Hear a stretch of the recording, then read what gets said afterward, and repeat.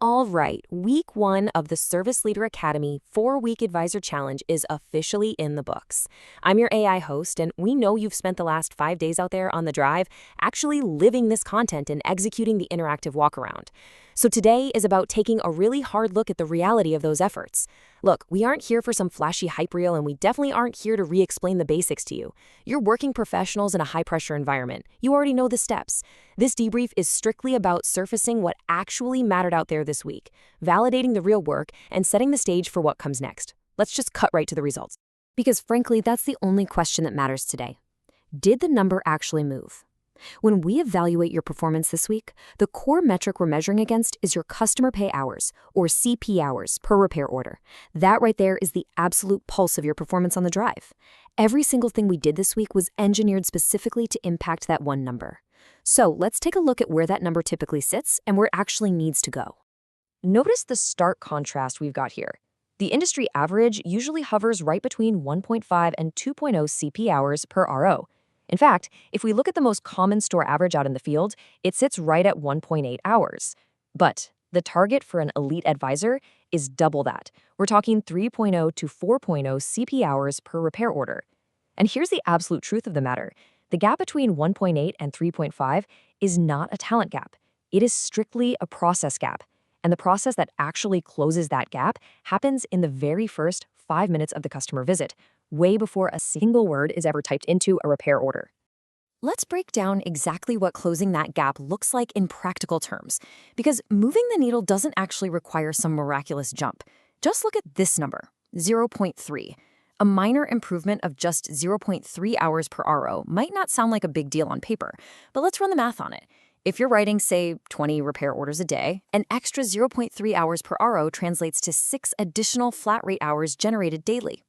Now let's attach a real dollar figure to those hours. 6 additional flat rate hours multiplied by a pretty standard baseline labor rate of $160 equals $960.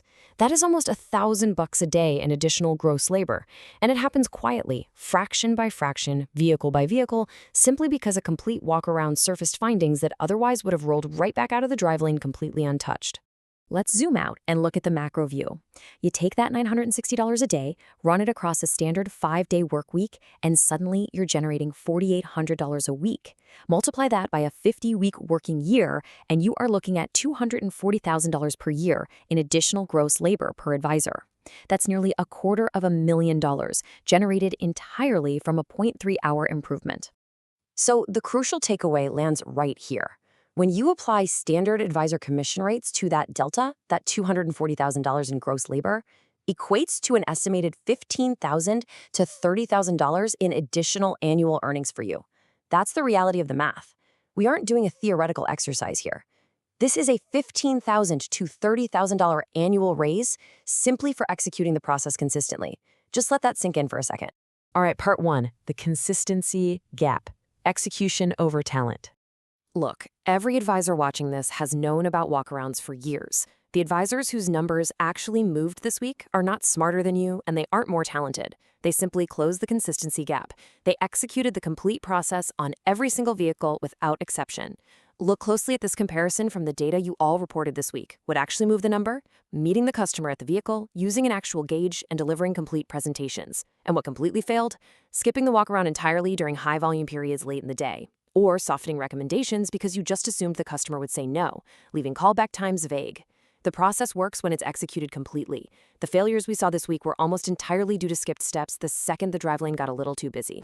Let's quickly review those non-negotiables that set the stage. First, you move first. You initiate the contact. You do not make the customer hunt you down. Second, set expectations. Tell them exactly what you're doing so there are 0 surprises. Third, lead with the positives.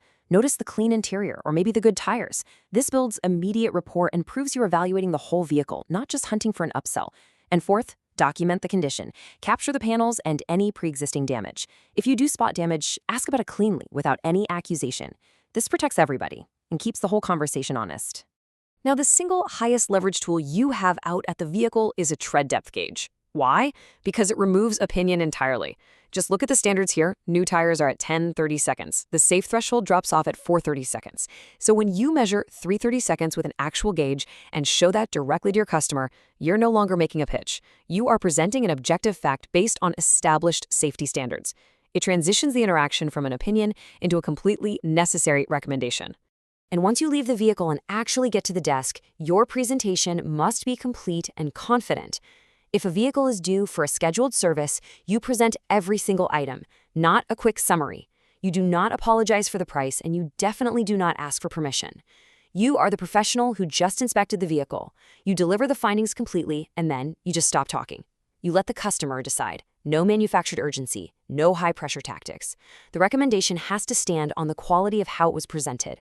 Before they leave, you have to lock in the communication cadence. Not a vague, hey, I'll call you later. No. You look them right in the eye and say, I will have an update for you by 11:30. And then you honor it.